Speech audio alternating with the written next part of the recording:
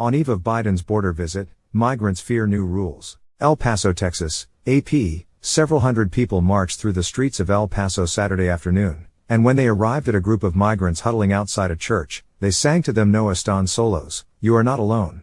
Around 300 migrants have taken refuge on sidewalks outside Sacred Heart Church, some of them afraid to seek more formal shelters, advocates say, amid new restrictions meant to crack down on illegal border crossings. This is the scene that will greet President Joe Biden on his first, politically thorny visit to the southern border Sunday. The president announced last week that Cubans, Nicaraguans, Haitians and Venezuelans will be expelled to Mexico if they enter the U.S. illegally, an expansion of a pandemic-era immigration policy called Title 42. The new rules will also include offering humanitarian parole for up to 30,000 people a month from those 4 countries if they apply online and find a financial sponsor. Biden is scheduled to arrive in El Paso Sunday afternoon before traveling on to Mexico City to meet with North American leaders on Monday and Tuesday. Dylan Corbett, who runs the nonprofit Hope Border Institute, said the city is experiencing an increasing climate of fear.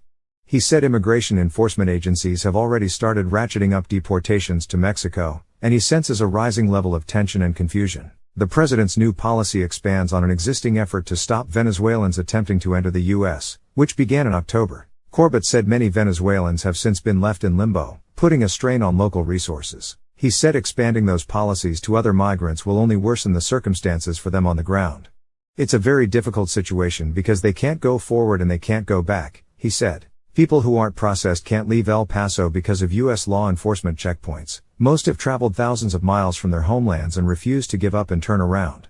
There will be people in need of protection who will be left behind, Corbett said. The new restrictions represent a major change to immigration rules that will stand even if the U.S. Supreme Court ends a Trump-era public health law that allows U.S. authorities to turn away asylum seekers. El Paso has swiftly become the busiest of the Border Patrol's 9 sectors along the U.S. border with Mexico, occupying the top slots in October and November. Large numbers of Venezuelans began showing up in September, drawn to the relative ease of crossing, robust shelter networks and bus service on both sides of the border, and a major airport to destinations across the United States. Venezuelans ceased to be a major presence almost overnight after Mexico, under Title 42 authority, agreed on October 12 to accept those who cross the border illegally into the United States. Nicaraguans have since filled that void. Title 42 restrictions have been applied 2.5 million times to deny migrants a right to seek asylum under U.S. and international law on grounds of preventing the spread of COVID-19. U.S. authorities stopped migrants 53,247 times in November in the El Paso sector, which stretches across 264 miles of desert in West Texas and New Mexico but sees much of its activity in the city of El Paso and suburban Sunland Park, New Mexico. The most recent monthly tally for the sector was more than triple the same period of 2021.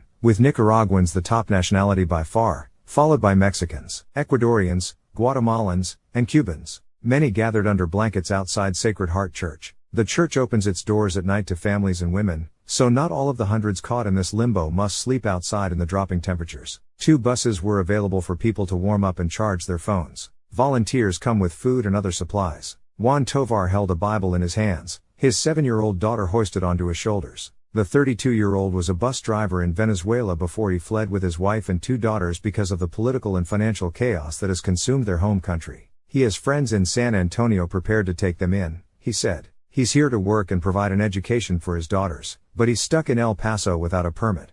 Everything is in the hands of God, he said. We are all humans and we want to stay. Another Venezuelan, 22-year-old Jeremy Mejia, overheard and said he had a message he'd like to send to the president.